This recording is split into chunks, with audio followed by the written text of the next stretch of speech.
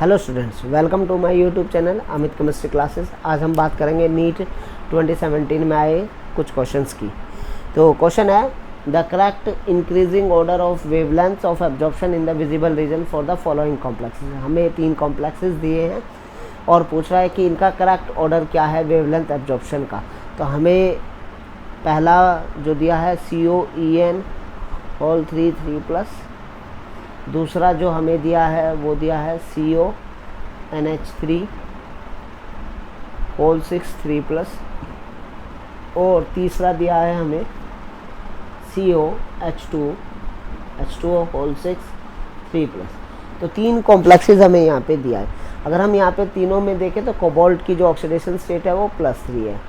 अब पूछ रहा है कि एब्जॉर्प्शन क्या होगा। तो हमें पता है जब हम CFT पढ़ते हैं, क्रिस्टल फील्ड थ्योरी पढ़ते हैं, तो उसमें बताता है कि जो d ऑर्बिटल्स है वो उसमें स्प्लिटिंग होती है।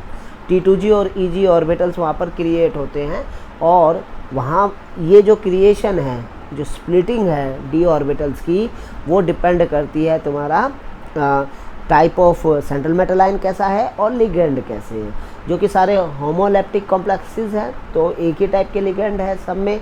तो जो यहाँ पर जो क्रिस्टल फील्ड स्प्लिटिंग होगी वो डिपेंड करेगी कि लिगेंड किस टाइप का लिगेंड है। तो अगर हम बात करें, तो अगर हम स्पेक्ट्रोकेमिकल सीरीज़ की बात करें, तो स्पेक्ट्रोकेमिकल सीरीज़ में जो कि एक सीरीज़ होती है हमें बताती है कि कौन लिगेंड कितना स्ट्रॉन्ग फील्ड लिगेंड है। तो अगर हम यहाँ पर इनकी फील्ड स्ट्रेंथ की बात करें तो EN की फील्ड स्ट्रेंथ सबसे ज़्यादा होती है, देन NH3। EN जो है इथाइलिन डायमीन हमारा लिगेंड होता है, वो उसकी जो फील्ड स्ट्रेंथ है वो NH3 से ज़्यादा है और NH3 की फील्ड स्ट्रेंथ जो है वो वाटर से ज़्यादा है। तो हम कह सकते हैं कि EN is stronger field ligand than NH3 and NH3 is stronger field ligand than H2O। हमें पता है कि delta E is equal to HNu होता है। इसको अगर हम देखें तो इसको HC/λ लिख सकते हैं। तो यहाँ से हम कह सकते हैं delta E is inversely proportional to crystal field splitting. तो जो डेल्टा E यहाँ पर हमारा क्या है, crystal field splitting energy, crystal field splitting energy, ये हमारा डेल्टा E है। तो इन्वर्सली डिपेंड है, मतलब जितना ज़्यादा डेल्टा E होगा उतना वेवलेंथ कम होगा। तो सबसे ज़्यादा वेवलेंथ आएगी वो किसकी आएगी, COH2O होल 6 की आएगी और COEN की वेवलेंथ सबसे कम आएगी। तो इंक्रीजिंग ऑर्डर में बात करूं तो सबसे कम जो वेवलेंथ होगी वो COEN होल 3+, इससे ज़्यादा वेवलेंथ होगी CONH3 होल 6 और इससे ज़्यादा जो क्रिस्टल फील्ड जो वेवलेंथ होगी वो COH2O होल 6 में होगी। ठीक है, क्योंकि इसमें स्प्लिटिंग सबसे कम होगी और इसमें स्प्लिटिंग सबसे ज़्यादा होगी। तो इसमें मोर स्प्लिटिंग तो लेस वेवलेंथ, लेस स्प्लिटिंग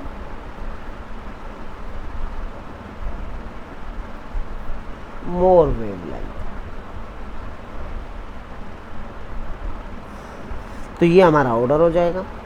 तो जो हमारा करेक्ट ऑर्डर आएगा वो हमारा फर्स्ट ऑप्शन हो जाएगा। नाउ ये क्वेश्चन भी नीट 2017 में आया हुआ क्वेश्चन है। Identify A and predict the type of reaction. तो हमें एक सबस्ट्रेट दे रखा है और पूछ रहा है कि इसमें ए क्या है और हमें कौन सी रिएक्शन है।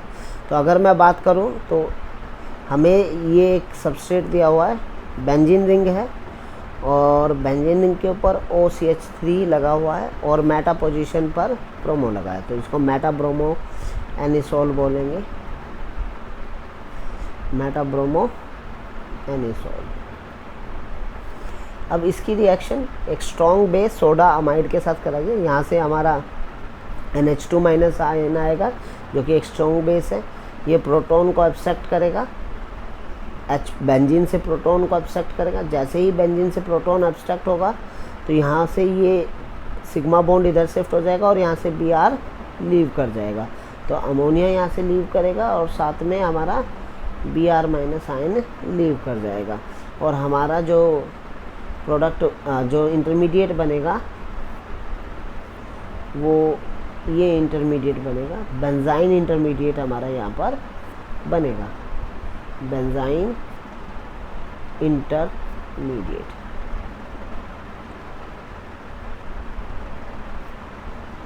अब जैसे ही अमोनिया हमारा यहाँ पर न्यूक्लियोफाइल की तरह एक्ट करेगा, तो ये न्यूक्लियोफाइल की तरह एक्ट करेगा तो ये यहाँ से इस तरीके से यहाँ पर अटैक करेगा तो इधर जाएगा। एक पॉसिबिलिटी तो ये है। दूसरी पॉसिबिलिटी ये है कि जो अगर हम पहली पॉसिबिलिटी की बात करें तो पहली पॉसिबिलिटी में हमारा ये बनेगा,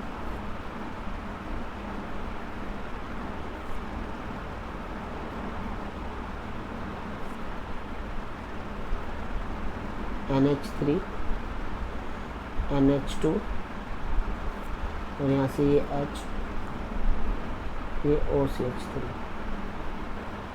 OCH3, यहाँ से ये लीव करेगा और फाइनली हमें ये प्रोडक्ट मिलेगा। तो फर्स्ट केस में हमारा ये प्रोडक्ट बनेगा।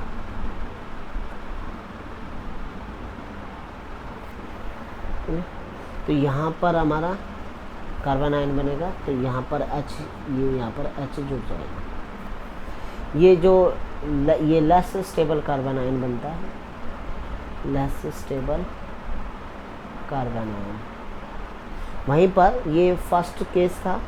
सेकंड केस में क्या होगा कि जैसे हमारा ये बेंजाइन इंटरमीडिएट था,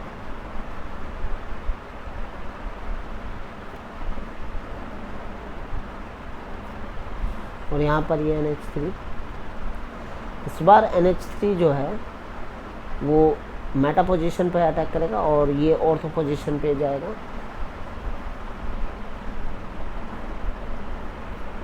यहाँ पर ये OCH3, ये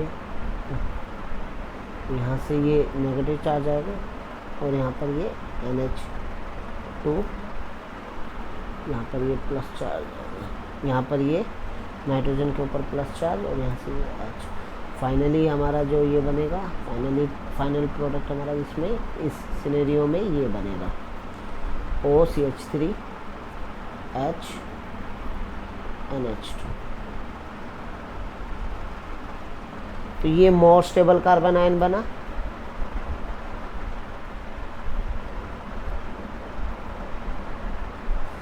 और ये हमारा लेस स्टेबल कार्बन आयन बना। तो ये हमारा माइनर प्रोडक्ट बनेगा इस रिएक्शन में, माइनर प्रोडक्ट, क्योंकि ये लेस स्टेबल कार्बन आयन से बन रहा है, और ये हमारा मेजर प्रोडक्ट बनेगा क्योंकि ये मोर स्टेबल कार्बन आयन से बन रहा है। ये स्टेबल, ये वाला कार्बन आयन क्यों ज़्यादा स्टेबल है, तो इसका रीज़न है minus I inductive effect of methoxy group, क्योंकि ये यहाँ पर ऑर्थो पोजीशन पर है नेगेटिव चार्ज मिथॉक्सी ग्रुप के, तो इसमें माइनस आई इंडक्टिव इफेक्ट ज़्यादा इफेक्टिव होगा इस ऊपर वाले कार्बन आयन के मुकाबले। तो इसलिए ये वाला कार्बन आयन लेस स्टेबल है और ये वाला कार्बन आयन मोर स्टेबल है, तो इसलिए हमारा मेजर प्रोडक्ट ये हो जाएगा। तो हमारा जो ऑप्शन होगा करेक्ट वो फर्स्ट ऑप्शन करेक्ट हो जाएगा। नाउ ये क्वेश्चन भी नीट 2017 में आया हुआ क्वेश्चन है। क्वेश्चन है the heating of phenyl methyl ether with HI produces. तो फिनाइल मिथाइल ईथर की HI के साथ जब हम हीट करेंगे HI के साथ तो क्या हमें प्रोडक्ट मिलेगा, बेसिकली ये पूछा है क्वेश्चन में।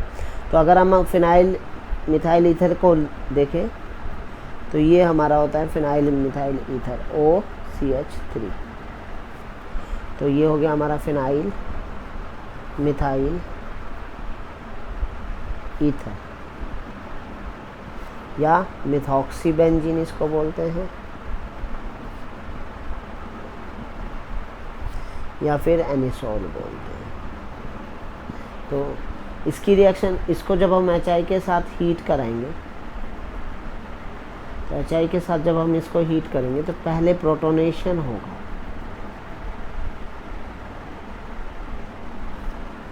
तो प्रोटोनेटेड ईथर हमारा यहाँ पर बनेगा,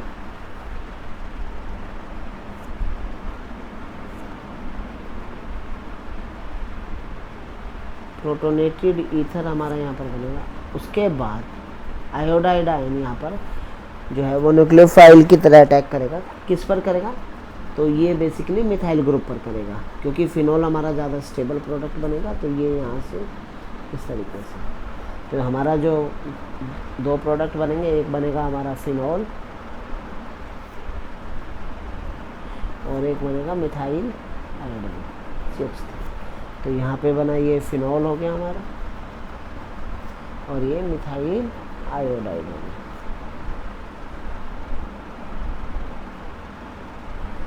तो अगर हम अपने प्रोडक्ट को देखें तो मिथाइल आयोडाइड हमारे ऑप्शन में नहीं है, फिनोल हमारा ऑप्शन में है, तो हमारा ऑप्शन करेक्ट हो जाएगा ऑप्शन नंबर 3। नाउ ये क्वेश्चन भी नीट 2017 में आया हुआ क्वेश्चन है। क्वेश्चन है the IUPAC name of the compound is, हमें एक कंपाउंड दे रखा है, उसका आईयूपैक नेम हमसे पूछा है। फर्स्ट ऑप्शन है 3 कीटो 2 मिथाइल हेक्स 4 इन अल। सेकंड ऑप्शन है 5 formyl hex 2 in 3 on. Third option है 5 मिथाइल 4 ऑक्सो हेक्स 2 इन 5 अल। फोर्थ ऑप्शन है 3 कीटो 2 मिथाइल हेक्स 5 इनल। तो अगर हम अपने कंपाउंड को देखें तो हमारा कंपाउंड कुछ इस तरीके से दिया हुआ है हमें।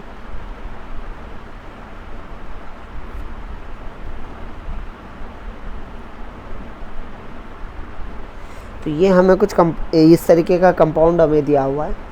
तो अगर हम यहाँ पे देखें तो हमारे दो फंक्शनल ग्रुप हैं इस कंपाउंड में। फंक्शनल ग्रुप हमारे दो हैं, एक एल्डिहाइड है और दूसरा कीटोन है। तो बेसिकली यहाँ पर प्रायोरिटी रूल लगेगा। तो priority of aldehyde group is more, priority of aldehyde group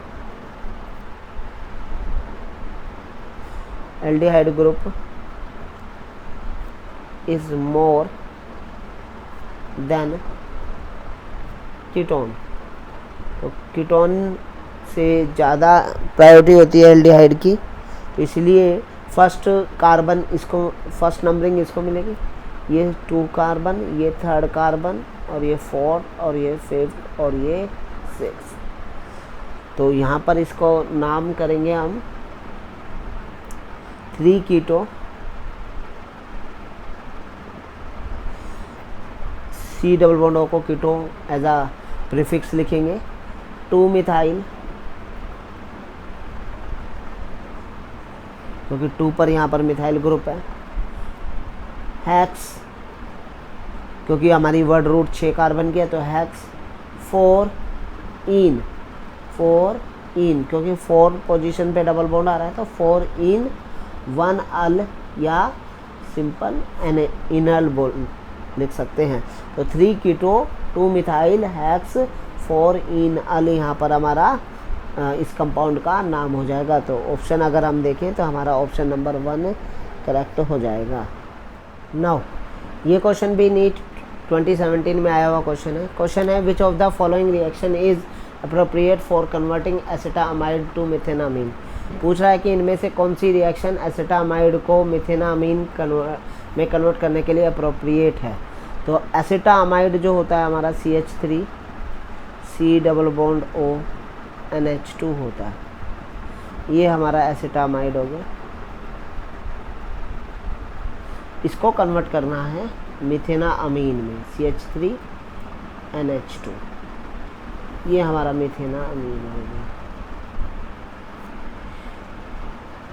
तो ये जो रिएक्शन है इट इज़, इसमें अगर हम देखें तो हमारा जो एसिड अमाइड है,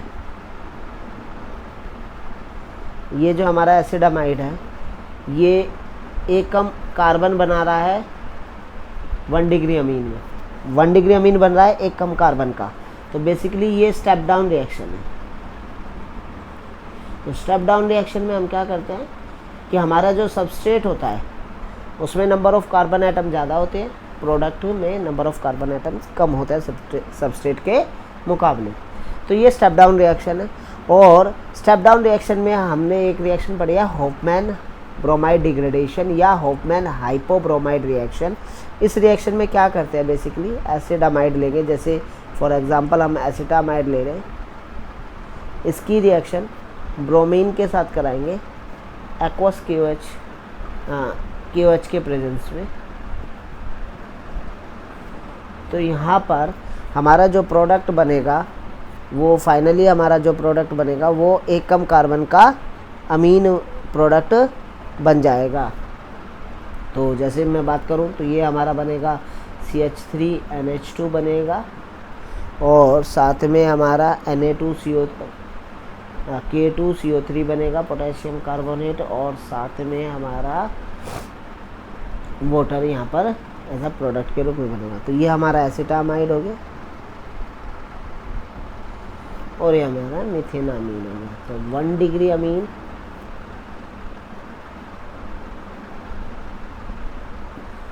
ये हमारा 1 डिग्री अमीन था। तो होफमैन ब्रोमाइड डिग्रेडेशन या होफमैन हाइपोब्रोमाइड रिएक्शन इसको बोलते हैं। तो हमारा जो करेक्ट ऑप्शन हो जाएगा वो करेक्ट ऑप्शन नंबर 2 हो जाएगा।